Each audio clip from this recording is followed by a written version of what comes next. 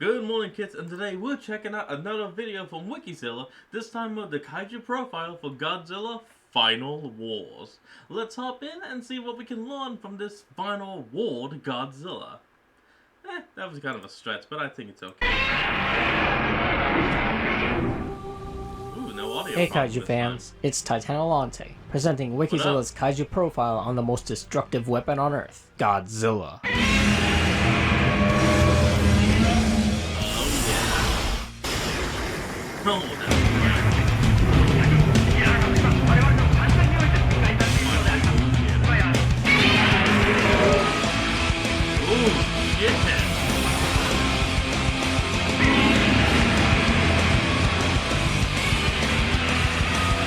The 2004 iteration of the King of Monsters starred in Godzilla Final Wars, the character's semi-centennial send-off film which preceded the longest ever gap between the release of two Japanese Godzilla movies. Nice. Emerging in response to humanity's destruction of Earth's environment, the film's opening narration states that Godzilla was the greatest enemy mankind ever faced. As explained to the character Kenta Taguchi by his grandpa while they in Manila were witness to the Big G's spontaneous leveling of a Japanese town, Godzilla's anger towards humans harkens back to long ago, when men made a huge fire and burned everything on the land. That's why Godzilla made cannot a bomb, forgive mankind. Upon his release from Area G, he's lured across the globe by the Gotengo, defeating the invading Zillion's army of mind-controlled monsters along the way. Following the final battle against Kaiser Ghidorah, Godzilla shoots down the Gotengo and menacingly stares down its crew, only to be convinced to stand down by his son Manila, in what, according to the director, is the first ever portrayal of him forgiving humanity. Handily the biggest of the Millennium Series Godzillas, as Final Wars returned to the Versus Series 100-meter scale, he's often contended to be among the most powerful incarnations of the King of the Monsters. Known also as Final Godzilla, Final Goji, or even FW Goji for short, Bandai figures contemporary to his movie were marketed with the name Godzilla 2005. Keeping with the convention of labeling newly introduced incarnations with the upcoming year done throughout the Heisei and Millennium eras. For Godzilla's 50th anniversary film, director Ryuhei Kitamura sought to emphasize monster battles, aiming to portray a more powerful Godzilla and harken back to the Toho Champion Festival-era films from his childhood. Camera tests were conducted using an SOS Goji suit from the previous year's Godzilla Tokyo SOS, but Kitamura and monster modeler Shinichi Wakasa concluded that its movements were not suitable. Wakasa recalled the Godzilla fighting game his child had played and showed it to Kitamura, who agreed that it was closer to what he was looking for. Yasushini Arasawa submitted striking concept art of a jagged Godzilla, sporting curved spiky fins and a conspicuous red chest. Okay, hold on. Before we go on, that's a badass design. Like, imagine if we got that in the movie. Like, holy shit! Shinkawa additionally sketched an extremely thin Goji, with almost skeletal hands and a skull-like face flicking its tongue. However, neither of their designs were selected. Goji. Instead, Wakasa designed the new Godzilla himself with input from Kitamura and special effects director Eiichi Asada.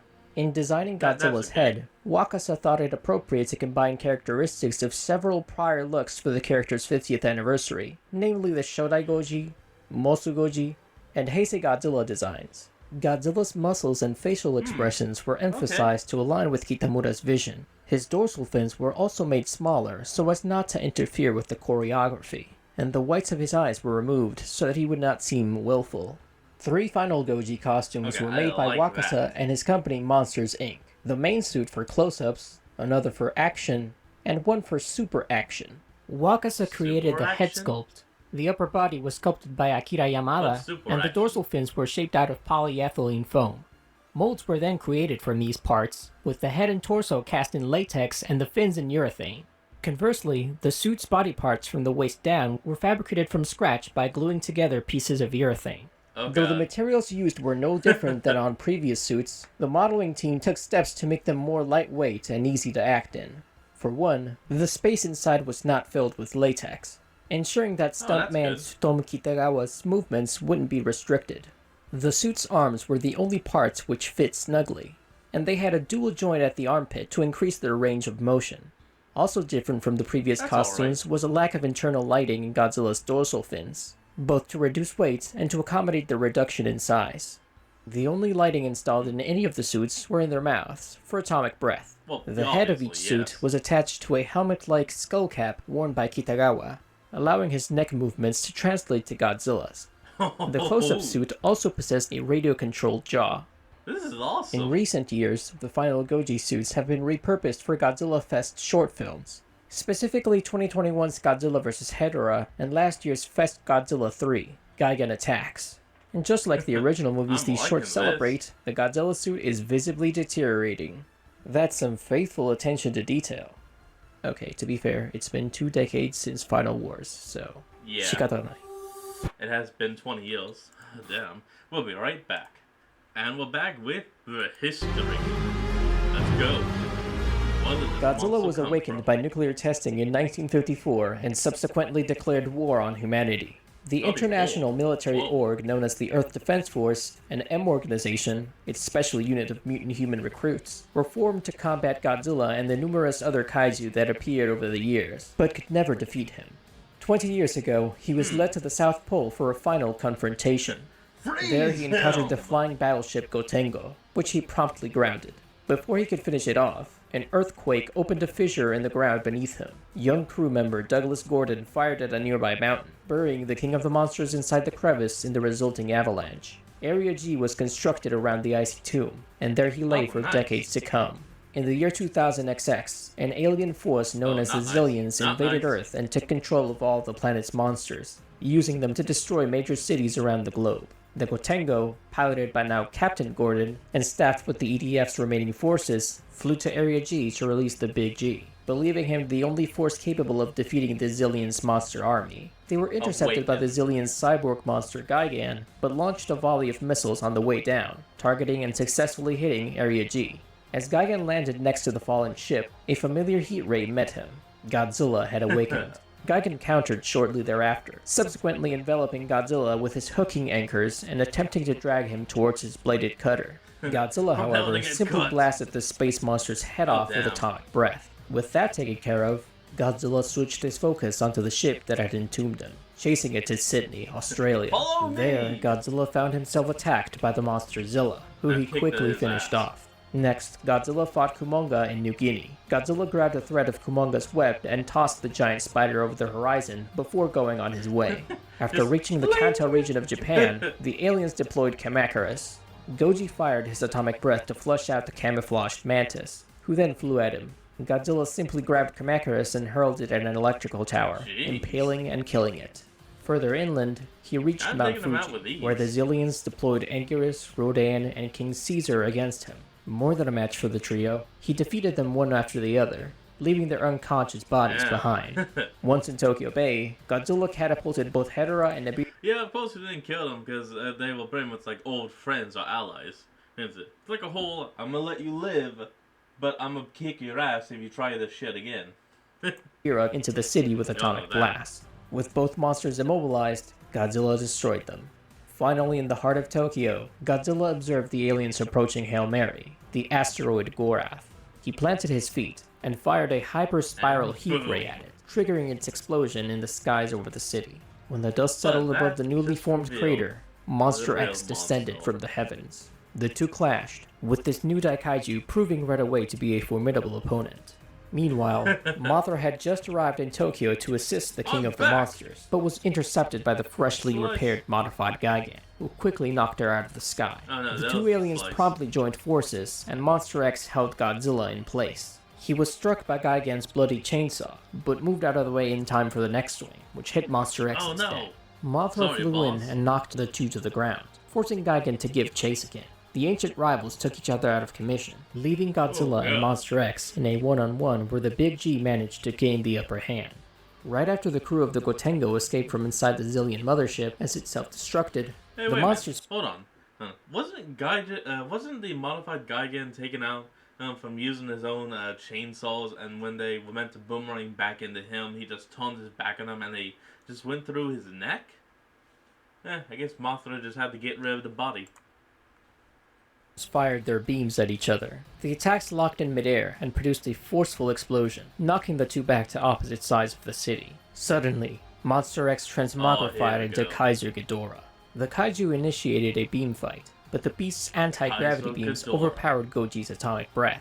KAIJU Ghidorah then hurled its foe across the ruined city, and continued to brutalize him until it finally gripped Godzilla in its maws and started siphoning his energy. Witnessing this, the crew of the Gotengo realized they needed to help. EDF and Organization Mutant Shinichi Ozaki used the Gotengo's maser cannon to channel and transfer his newly unlocked reservoir of Kaiser energy into Godzilla, reinvigorating him. KAIJU Ghidorah was forced to let go of its enemy, who in turn immediately got back into the fight. Ghidorah countered with an anti-gravity beam, but Godzilla retaliated with a supercharged atomic breath which annihilated the monster's middle head. After his severing of the second head, Godzilla manhandled the maimed KAIJU Ghidorah, ultimately lobbing it in the air and firing a burning G-spark heat ray which pushed the dragon to the edge of outer space, where it exploded. That's a powerful move. Not having forgotten his battle with the Gotengo, Godzilla turned his attention toward the warship and blasted it with atomic breath. Upon crashing into the ruins of Tokyo, its passengers exited the ship and were faced down by the King of Monsters. Before Godzilla could finally annihilate them, Minilla arrived and convinced him to stand down. Godzilla turned and made his way out of the ruined city with his son, wading out into the ocean. Walks off like a boss. The Final Wars Godzilla possesses remarkable physical prowess, facilitating rapid-fire dispatch of opponents when coupled with his lightning-fast reflexes.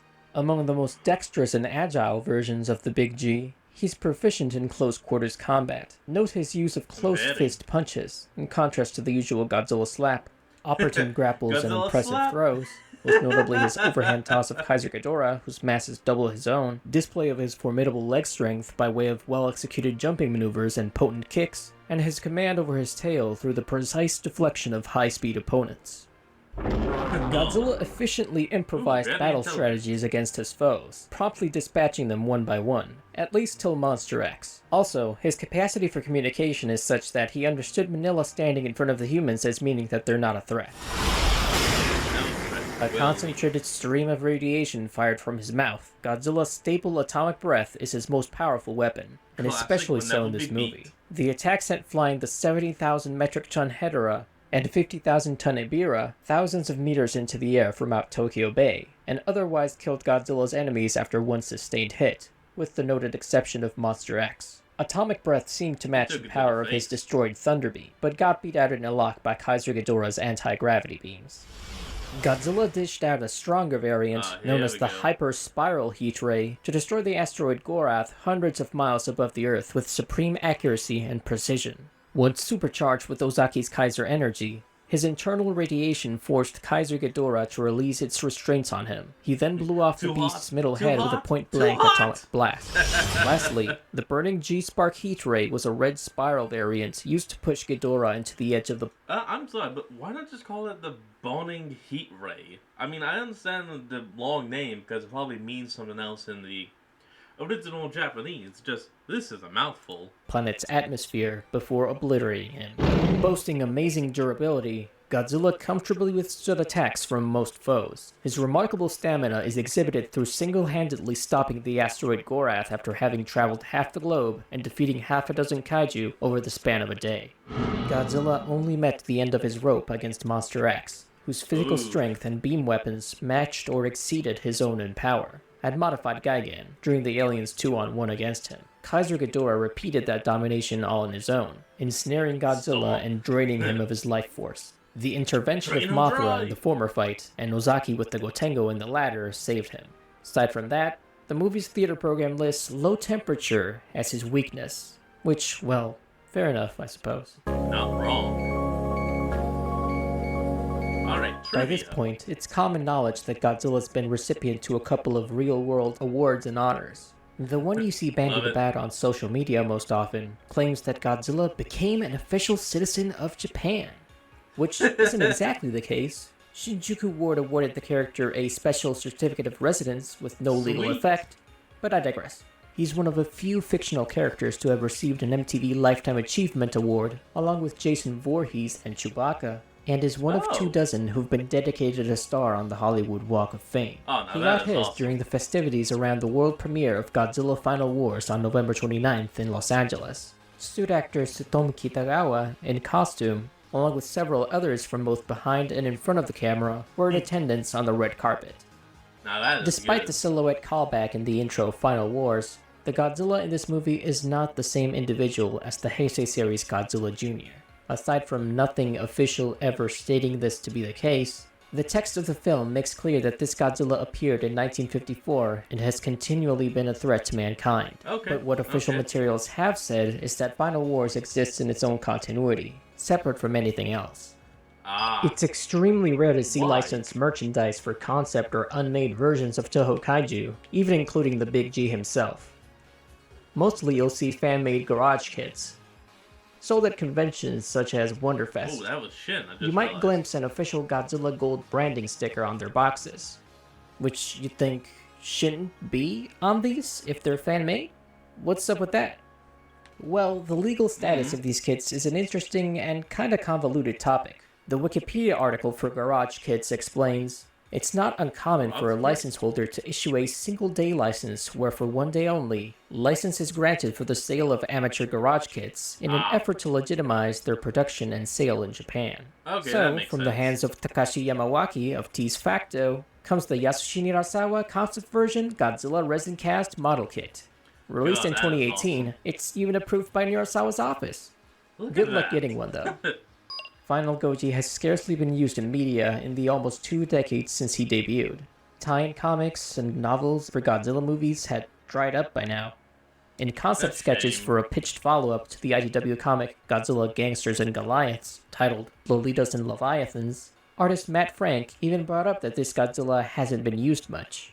We can only speculate as to why, but we've at least seen him pop up recently. He's in the Ensemble mobile games Godzilla KAIJU Collection, Defense Force, and Battle Line, which everybody and their grandma's in those games, but it's better than nothing. And while artists used the Final Goji design on a couple covers for IDW over the years, it wouldn't see proper use in a comic until 2022's Godzilla Rivals vs. Gigan, which appropriately enough took place in 2008. Perhaps we'll see more of him when early 2000s nostalgia really gets going. But yeah, that's it for the Final Wars Godzilla. Saraba Gojira. Well, I thank you all for joining me in today's video. Remember to like, comment, and subscribe for more. Link to the original will be in the description below. Remember to support the original creator and all they do, and I'll see you folks next time when we flick on. Peace out.